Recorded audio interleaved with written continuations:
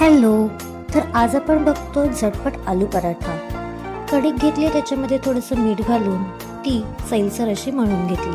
त्याला थोडंसं तेल लावून ती मुरायला ठेवली. उकडलेल्या बटाट्यांमध्ये हळद, धणेजिरे पावडर, हिरवी मिरची, मीठ, गरम मसाला, कोथिंबीर असं सगळं एकत्र घालून घेतलं. नेहमीच्या पोळीपेक्षा थोडासा मोठा गोळा घेऊन त्याच्यात सगळं स्टफिंग भरून घेतलं आणि पिठावरती थोडासा जाडसर असा लाटून घेतला.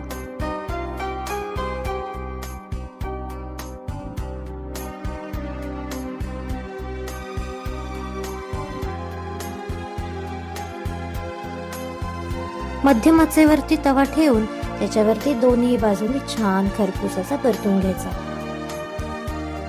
पराठा भाजत आल्यानंतर त्याच्यावरती थोडंसं तेल लावायचं दोन्ही बाजूनी की आपला पराठा तयार.